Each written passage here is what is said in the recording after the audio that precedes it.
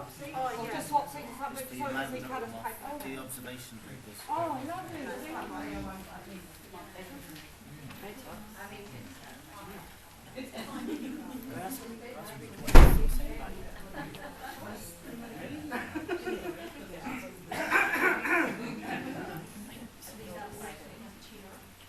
Perhaps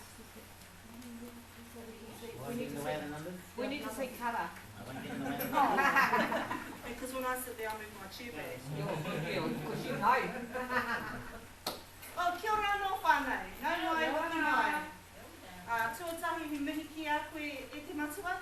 Nau mai whakatau mai ki I wainga I a tātou. He koro wai āpuna tau tuatoru. We're pleased to have you join us, and so that you can see one presentation before lunch, join us for lunch, and then we'll have taps here after lunch. And without further ado, I'd like to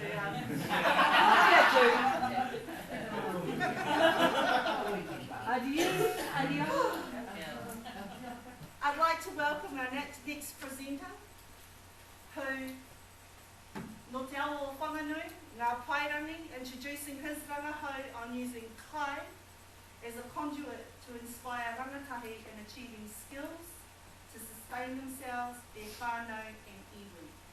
E te iwi, ho mai te piki pakipaki, and welcome to the stage our speaker, Damien Pieti.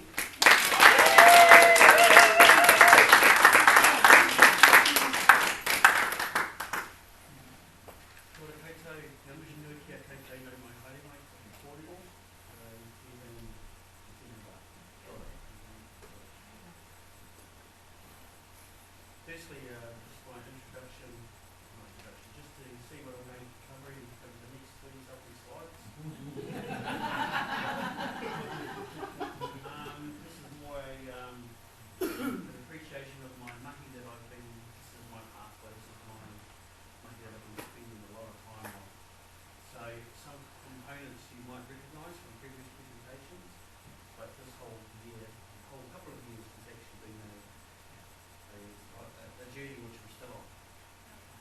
And hopefully what I can explain to you will give you something to think about in terms of kai as a conduit for our own success going forward. But it all has to start somewhere. E nini kau mai te awa nui mai te kahui maunga ki te tangaroa. Ko au te awa, ko te awa ko au. Ko au te waka, ko rōpini, e tungariro ngā maunga, ko wanu te awa ko te aotearoa e a Paparangi te iwi, ko ka wai ki te marae. Tēnā koutou, kia ora koutou katoa. My ancestral river flows from the mountain to the sea. I am the river and the river is me. Te waka Aotea is my waka. The mountains are Rōpihu and Tongariro. My river is Wanganui. Whiate nui a Paparangi are my people, and Kawaki is my marae. Greetings to you all. Firstly, I just want to say that my journey probably started with the influences of a couple of things, being my father. Growing up around the Whanganui River, Kawaki, a lot of hunting, a lot of gathering, tuna, all sorts. Also, my early memories of my father, cooking, in the kitchen cooking, all those things, giving me the skills that I basically needed in order to arrive to a place to where I am today. Unfortunately, my father passed away very young, so when I was very young, so I had to go on and find my own way without my father, but I was able to continue on my journey to becoming a chef and becoming a kaiako as well, and that's what I do today. I love kai, we all love kai, we have to eat. There's other influences in my time as well, particularly these three gentlemen. As you know, Peter, probably seen him on kai time on the road. This is now the resting. Also my first head chef, Grant Kitchen, and another chef that you might have heard of, Wellington-based chef, Rex Morgan. All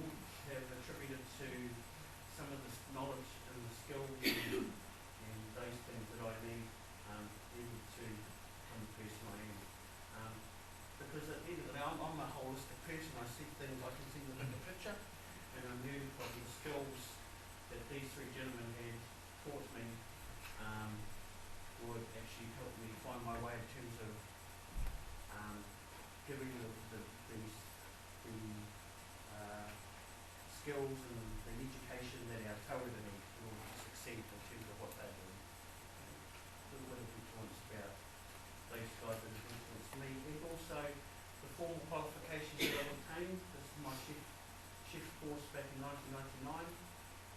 But what a great year. It actually affirmed my formal qualifications as when I became a chef on paper. But that really is probably one of the milestones in terms of my education going forward. But also not to forget these familiar characters, other Māori chefs, Rex Morgan again, Charles Royal, Peter Gordon, all familiar chefs in their own right again, giving me the extra inspiration in order for me to achieve.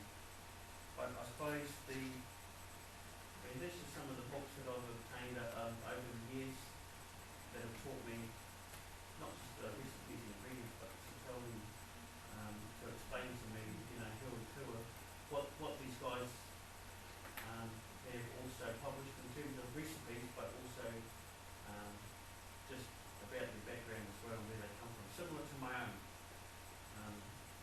Near beginnings to success.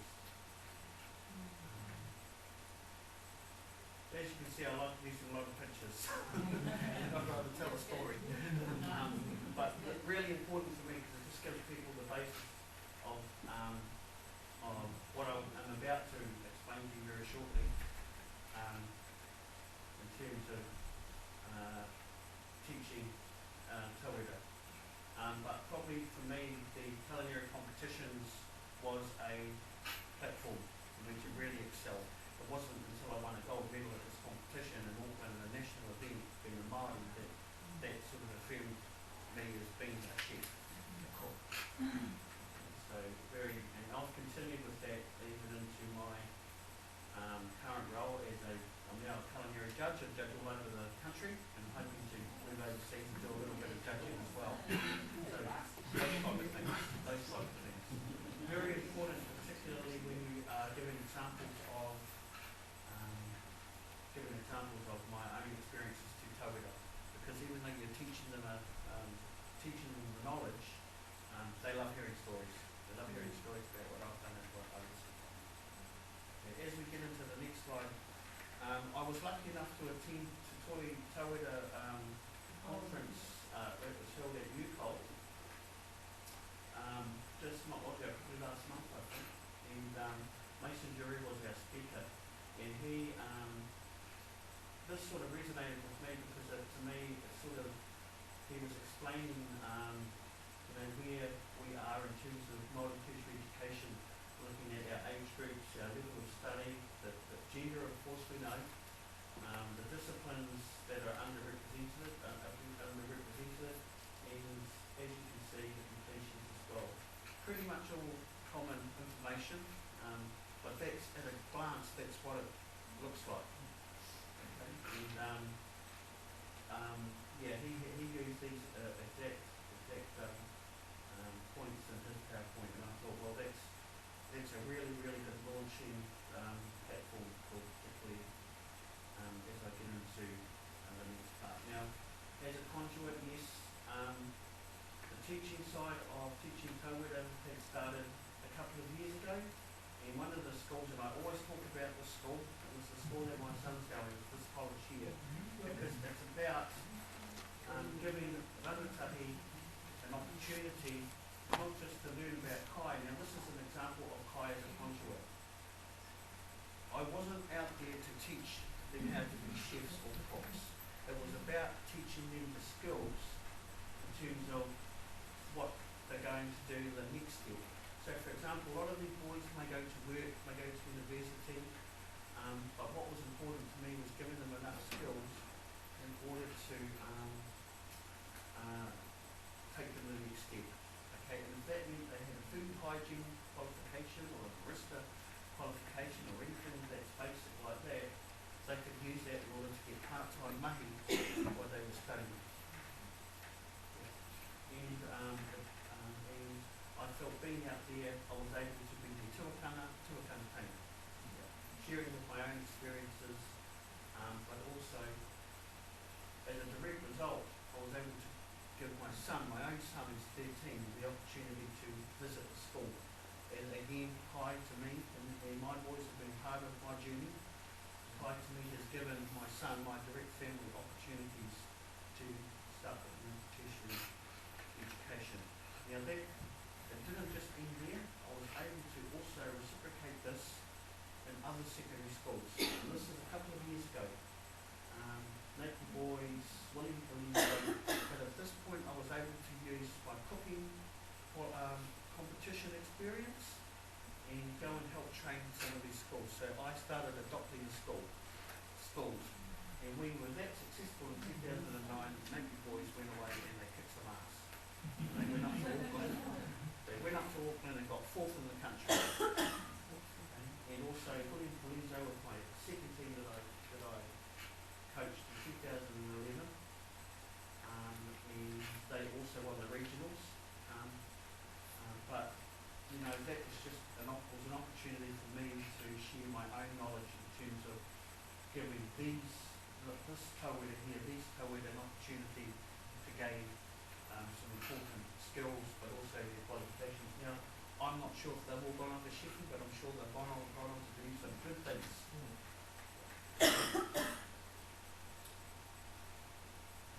So, stemming from this situation here, I also, in my previous role in a PTA called Workforce Development, PTA, okay. PTA, you know PTA, P-E-E-T-I, that's me. The idea, Te Ara Magai, Flaxmere, if you're familiar with Flaxmere, an idea came our way that they wanted to turn themselves into a convention centre. And I found what they were doing as well out there was they had a community garden that was overseen by Henry O'Keefe. And what they're doing, they've got a huge plot of land and they're creating this awesome environment with the garden. The community can help themselves, and the workforce is actually a program, a horticulture program that's situated here. Now the idea I thought was an awesome idea is how we could use this as a conduit for an undertaking to actually gain some qualifications. Okay, so that is where the idea I thought of, or several couple I thought of, that we could create a program that would do, that would benefit the community. Okay, but importantly, acknowledge our people in this particular marae to gain some qualifications. Okay, and just on the next slide, is it 20 minutes to go, is it? No, sorry. Started speeding up, so I thought it was 20 minutes gone.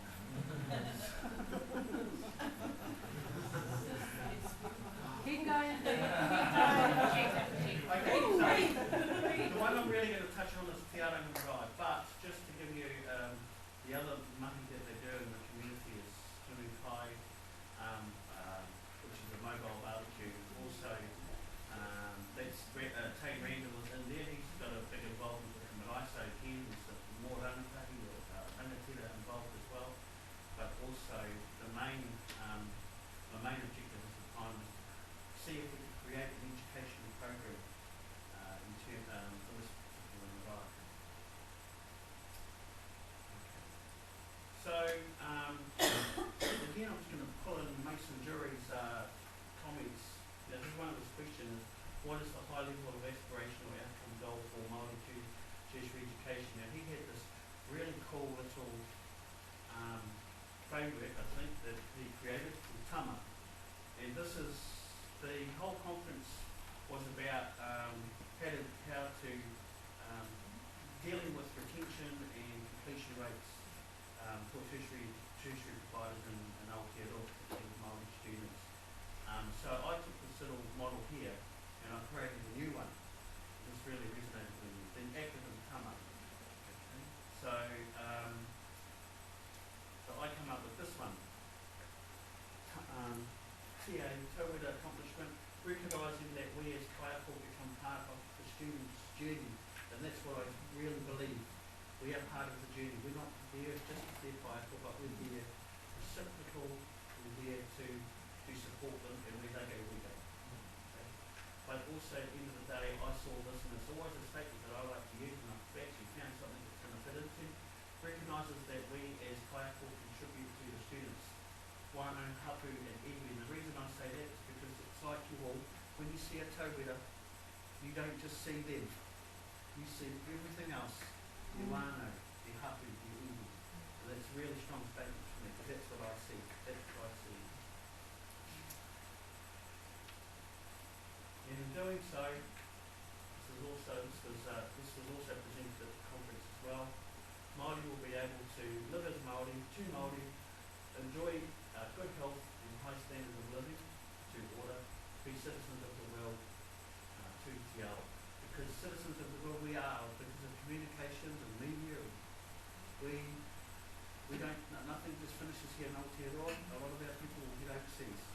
Let's just be honest with you. So, we are contributing to the world as a society as well, and we need to know that, and we do already. But in order for us to go to the next step, particularly with Te Aronga Marae, in one of my recent assignments that I've just done, I must acknowledge Anna for this, because she actually told me about these guys, Mao Organic Farms, which is based in Hawaii. Yeah. And it's this particular farm was established 14 years ago to address the important needs of the youth and community. Which sounds familiar? Yeah. Yep. A group of residents, traditional practitioners, teachers and business experts created Waianae Community Redevelopment Corporation, which is a non-profit organisation. The strategy impacts 5 critical areas of need: out of school youth, sustainable economic development, agriculture, health and Hawaiian culture. Youth leadership and social enterprise development is on its core objective, with strategies to develop a strong cultural tradition of working closely with the land. The goal is to re-establish the community through activities nurturing and growing the youth and their families within an environment of communal ownership and pride. So already there's a similar organisation, particularly in Hawaii, that's actually doing something, and they're actually turning what they have into a true conduit for our undertaking, for their undertaking. And just to give you an idea on what they're actually doing, Mao Organic Farms offers a variety of community and education programs for youth and adults, primarily based on Waianae Coast, which is where the farm is. All their programs relate to their mission, community development through growing good organic food and growing youth leaders. Again, a conduit, growing their youth, growing their leaders of the future. The youth programs follow a regular academic schedule-based calendar, and they also offer an adult and community outreach program that varies from year to year. But this is really, this next example that I'm just going to explain to you, they have a youth leadership training college internship. This 2-year internship offers Waianae youth, which are 17 to 24 years of age, a unique opportunity to start their college career by obtaining an Associate of Arts degree from Linwood Community College by gaining work and leadership experience as a part of their non-profit organisation. The interns are provided many services and support aimed at developing grounded, respectful, vibrant and engaged youth who have strong understanding of the health and environmental issues of their community, as well how to succeed in their work college environment to better pursue their career goals. So already, can you imagine an organisation like this or similar structure that could work with the marae that we talked about, or with many marae? The ideas are there, but it's how we're going to bring this all together. I don't know.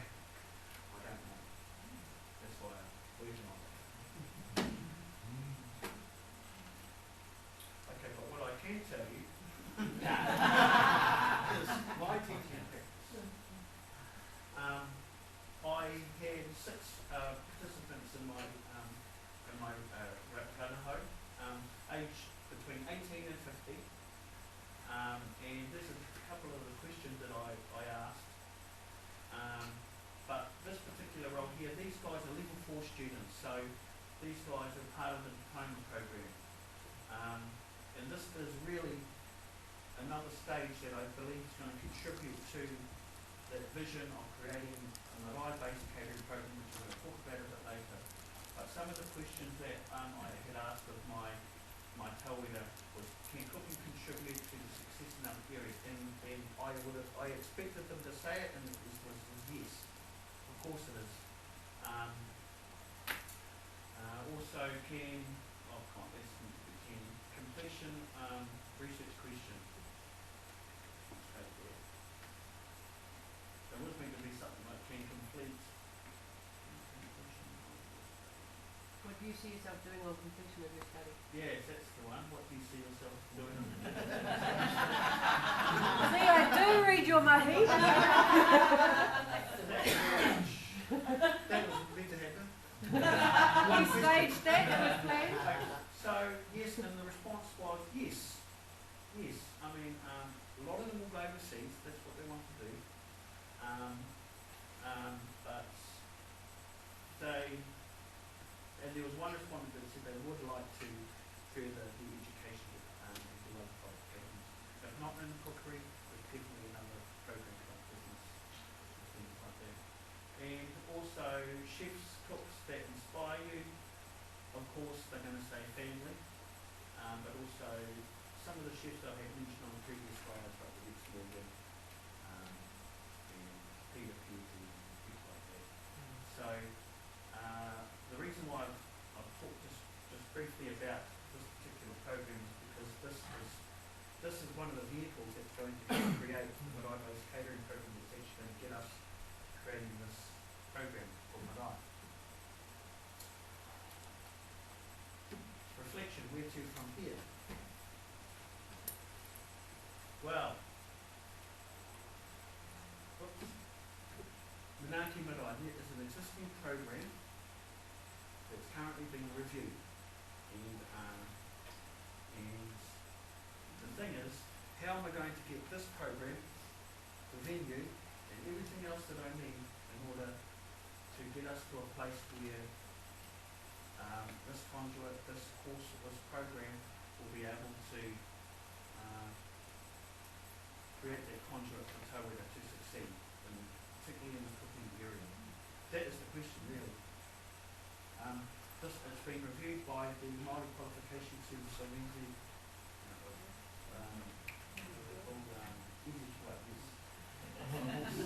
Now, it was quite interesting when I started having a conversation with the chap on the other side on the phone. I realised he was one of my mates that I used to ride to school on the bus with. A guy called Jody Allen, if you would come across him. He used to go to Whanganui High School. But after we actually spent an hour catching up, that's when we actually talked about this particular program. So it's just something that I'm very passionate about, this particular program, and I believe it can work. We have a small committee at the moment in Whanganui that's looking at running this program. We've looked at the program. It's not quite where we would like it to be, because unfortunately the program was written, the course content was actually written by a non-Māori who's never been on the marae. So that was the first thing we need to have a look at. So we started, we have a Māori committee, a little Māori committee in Newcastle that's actually looking at this. There are existing programs that are happening around Aotearoa at the moment, but we're hoping that this one will be able to get off the ground in the next couple of years.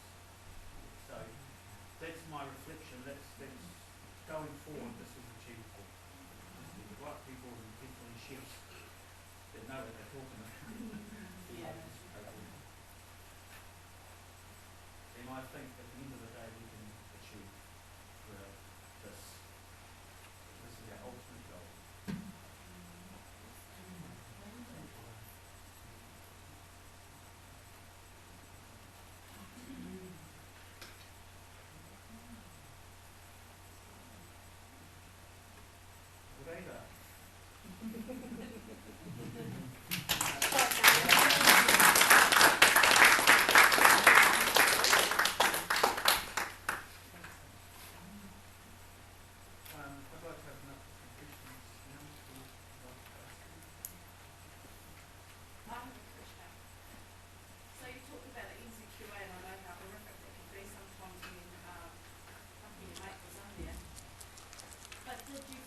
that the Māori qualification has actually just been translated from the English version that's available, and it's not actually online. I'm just asking No, no, that question, no, if not that's aware, the case or not. I'm not aware, no. No, I don't, no. Kia ora, what's Yeah, your- along the same line, the qualifications, is that the one under the ITO skills active, Malay catering? It could be the first names for it. Yeah. I know they tried to get that going 2 or 3 years ago, and yeah, the question was raised. What are you, a sports organisation, doing with Malay catering? Oh, they did get it approved, yeah. I know, our whole qualifications in this discipline, hospitality and catering are going through the review at the moment. I can tell you exactly where we are with this particular qualification. They are due for a second reading. The second reading of it of some sort. And in the past, that means the new qualification will be ready to go. Now, who picks it up? Not sure. But I know that if we are able to get things right, because we've written the qualification, but just never got off the ground. Our particular one. Yeah. I've been hook you up with a guy called Ron Silverman. He's the kaihotu for skills active, and I know he's involved in the Actually, I might see his name on an email that's Yeah. from the Yeah. email. And the reason why is I represent Anthony as a Māori shareholder of it. Although we feel we're only getting totally nothing. We feel that it's box ticking exercise. It happens that. I'm pretty confident that, it's good that I know that Jody's on the case. He would love to see it run. He was quite happy with the conversation we had. I mean, we've definitely got the resources, but what we need to do is make sure that we, particularly in Whanganui, that we consult and support it with our marae, our home. There are some that will be supported, most of them will be, but it's, who's going to have it first? It's the one. That's, So the only question I have, Kaz, is, so no doubt about catering, do our Marais have to ensure that they equip their kitchens to suit that, to suit that requirement? yes, most definitely. There are some marae that are very well equipped. Yeah. They can definitely do it. Yeah. But there are others like our one. Oh, yes, yeah. So if I need to say that, tainga, and he tainga, there's 2 marae that are up and running with this, and basically they were told, you've got to have your koe there, and that was about all. So obviously they were already set up, someone had been in and set, and made sure that they were set up to run this. So there, yeah, they were told, make sure your koe's there. That's all they needed to actually run this program. Originally, UCOL was meant to run it about 2-3 years ago.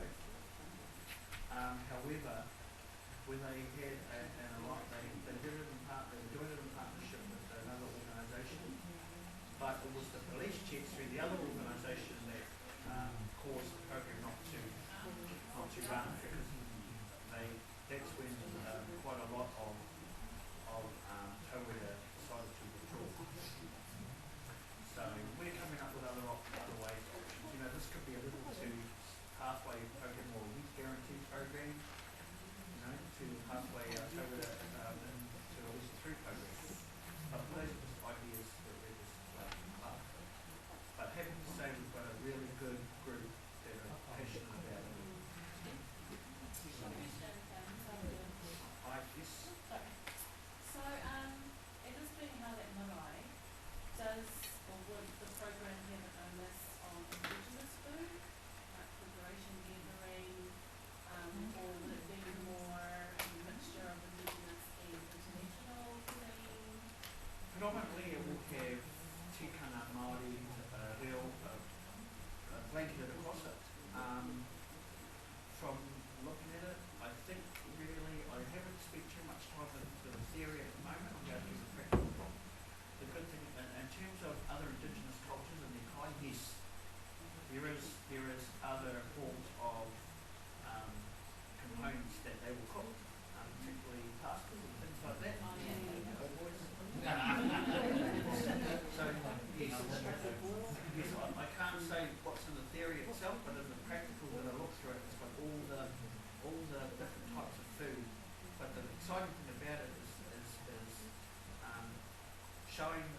tauira, different cultures, but letting them know that you can readapt it to suit your needs, to suit whatever you want. Only ask them to know the chefs that you identify. I'm one of those nerds that watch like the cooking Yeah. channel. I watch the Māori channel and I watch the cooking show. So I'm a nerd. I'm glad you asked it, because I did have a slide, but I felt it was too long. I had to have another slide that actually had European chefs. Oh. Yeah, Oh no, I no, yeah. I'm just saying because I know that those chefs also cooked an indigenous food and they adapted it to a multi-national culinary cuisine. So I'm just wondering if kids would learn how to go into the bush with people get bored, pick little crazy because they adapt to national stage culinary. Well, as you mentioned, the venue for the particular course has to be marae, but also an idea that we were going to come through with was you don't actually have to have it on one marae, you just have it on a couple. And an idea was, you know, a marae there might be quite like, there might be one thing I thought about when I was going to do this at Hawke's Bay is identify what kind of projects marae are doing maybe around Kai. So you might have te aranga marae might be vegetables, you might have at Waimarama, kaiwana, different particular marae. So your classroom will change. We will work with the iwi or the hapu on their little project, but for us it's learning about kaiwana out of Waimarama, it's learning about vegetables out of te aranga. So, and for the community, for the tauira, particularly for those that are from here, you can just imagine, you know, being reconnected, not just with your own marae, but with the other marae. And then taking it to international stage. That's right. I reckon. My question was about, as a chef, when you dine out, do you critique? Do you send back food? Come on. Yeah, you know, just Get it. Well, I must admit, at home I'm only a chef de plasieur, and that is a plunger chef or a kitchen hand. But no, not really, not really. My way of not returning is if I don't like something, I won't return. I won't, and I'll tell 10 people. I won't, sit here and pull it because get no comments until the waiter or the chef. I just no, don't go. I'll just leave and that's it. Won't go back, but I'll tell a couple of my friends, I'll go there. And then how long does it take to get formal training from somebody? 4 years? Oh, it takes forever. I say that because I'm still learning. Yeah, get your formal qualification, yes, you can get a piece of paper, but it's not until you arrive in the kitchen that they will determine if you cut the mustard. Yeah, you've got to do the time. You've got to do the time. Is the Michelin star the top ranking? Well, Michelin stars were established by the French, and the highest stars, the most number of stars you can even get is 3, and that is purely on food, not the ambience, not the restaurant, it's more the cook and the style of cooking. And there's not many 3-star Michelin chefs, but if you can just get one. Now, just as a matter of interest, Australia have now created the same process, but they call it hats. And we've just adopted that same format in New Zealand. So if you come across a restaurant that has a hat, 1 or 2 or 3 hats, it's similar to the format of Michelin stars. So I take it those documentaries you see on TV, bad-tempered English chefs, swear a lot. Not like that. It's all for the camera. All chefs bad-tempered. It's all for the camera. Nah, he's English, Russell, that's the problem. Kia ora, Damien. Thank you for sharing your kōrero with us. Fascinating kōrero. I have a little something for you. It's all about that bag.